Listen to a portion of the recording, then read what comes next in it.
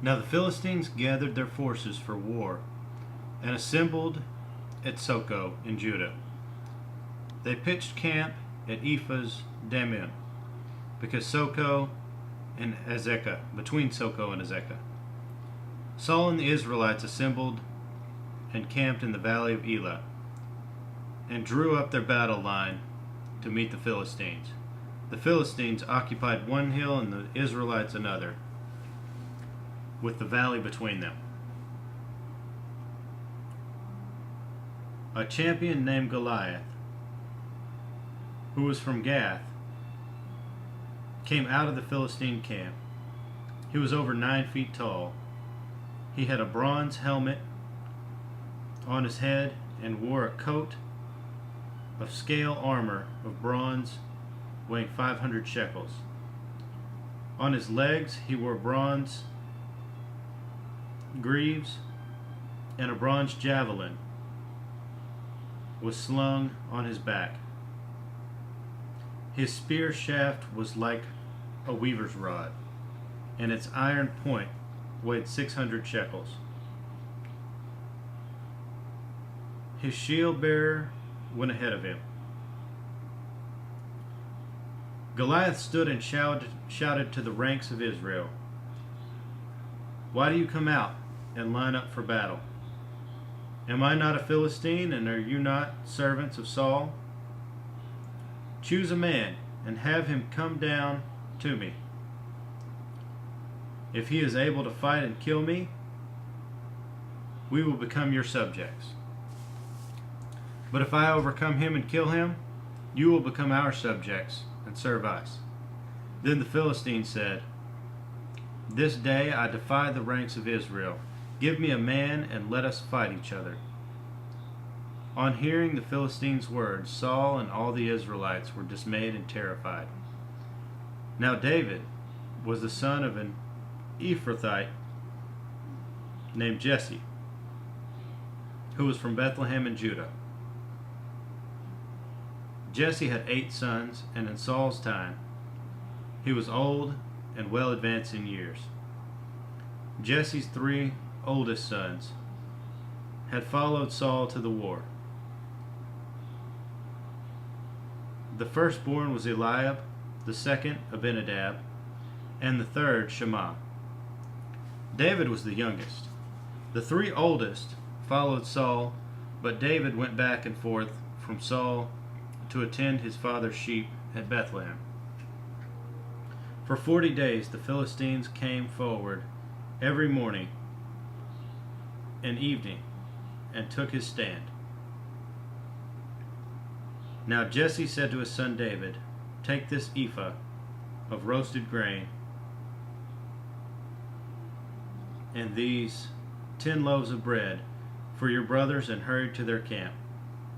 Take along these 10 cheeses to the commander of the unit.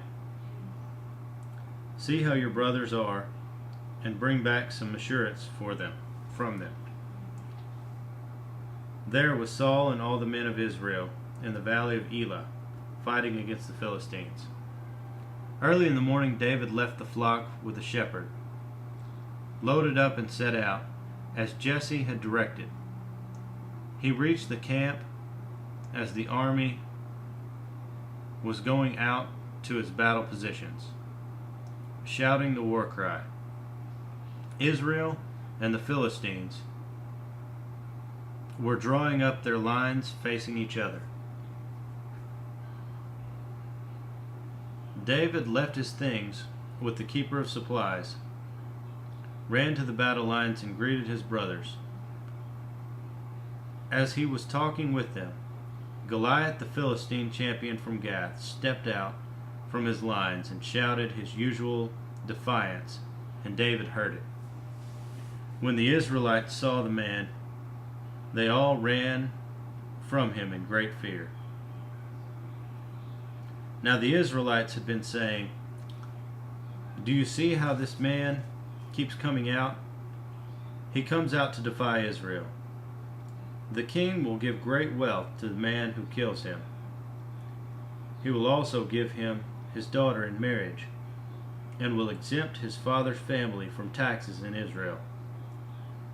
David asked the men standing near him, "What will be done for the man who kills this Philistine and removes this disgrace from Israel? Who is this uncircumcised Philistine, that he should defy the armies of the living God?" They repeated to him what they had been saying and told him, "This is what will be done for the man who kills him." Then Eliab, David's oldest brother, heard him speaking with the men. He burned with anger at him and asked, "Why have you come down here? And with whom did you leave those few sheep in the desert? I know how conceited you are and how wicked your heart is. You came down only to watch the battle." "Now what have I done?" said David. "Can I even speak?" He then turned away to someone else and brought up the same matter, and the men answered him as before. What David said was overheard and reported to Saul, and Saul sent for him. David said to Saul, "Let no one lose heart on account of this Philistine. Your servant will go and fight him." Saul replied, "You are not able to go out against this Philistine and fight him. You are only a boy, and he has been a fighting man from his youth." But David said to Saul, "Your servant has been keeping his father's sheep. When a lion or a bear came and carried off a sheep from the flock, I went after it and struck it and rescued the sheep from its mouth. When it turned on me, I seized it by its hair, struck it and killed it. Your servant has killed both the lion and the bear. This uncircumcised Philistine will be like one of them, because he has defied the armies of the living God. The Lord, who delivered me from the paw of the lion and the paw of the bear, will deliver me from the hand of this Philistine." Saul said to David, "Go, and the Lord be with you." Then Saul dressed David in his own tunic. He put a coat of armor on him and a bronze helmet on his head. David fastened on his sword over the tunic and tried walking around because he was not used to them. "I cannot go in these," he said to Saul, "because I am not used to them." So he took them off. Then he took his staff in his hand, chose five smooth stones from the stream, put them in his pouch and his shepherd's bag, and with his sling in his hand approached the Philistine.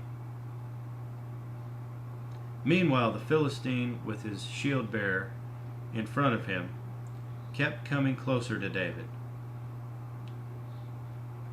He looked David over and saw that he was only a boy, ruddy and handsome, and he despised him. He said to David, "Am I a dog that you come at me with sticks?" And the Philistine cursed David by his gods. "Come here," he said. I'll give your flesh to the birds of the air and the beasts of the field." David said to the Philistine, "You come against me with sword and spear and javelin, but I come against you in the name of the Lord Almighty, the God of the armies of Israel, whom you have defied. This day the Lord will hand you over to me, and I'll strike you down and cut off your head.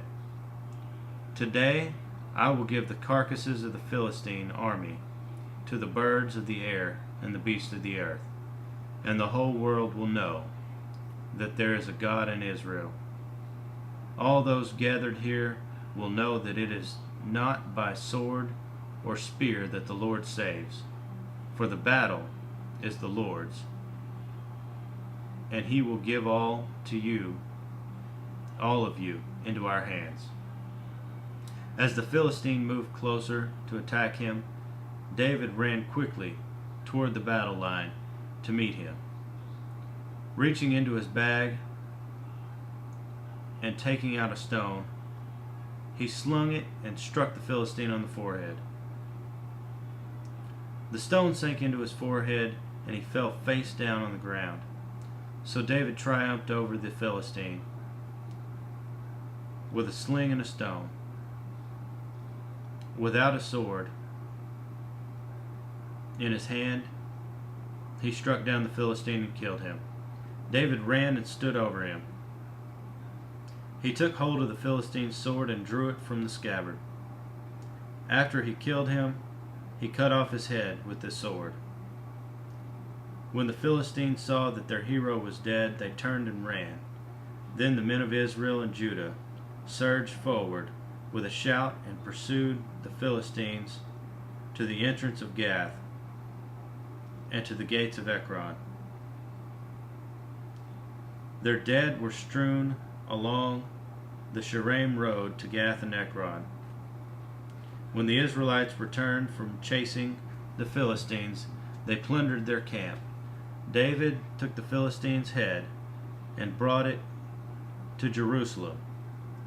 He put the Philistines' weapons in his own tent. As Saul watched David going out to meet the Philistine, he said to Abner, commander of the army, "Abner, whose son is that young man?" Abner replied, "As surely as you live, O king, I do not know." The king said, "Find out whose son this young man is." As soon as David returned from killing the Philistine, Abner took him and brought him before Saul, with David still holding the Philistine's head. "Whose son are you, young man?" Saul asked him. David said, "I am the son of your servant Jesse of Bethlehem."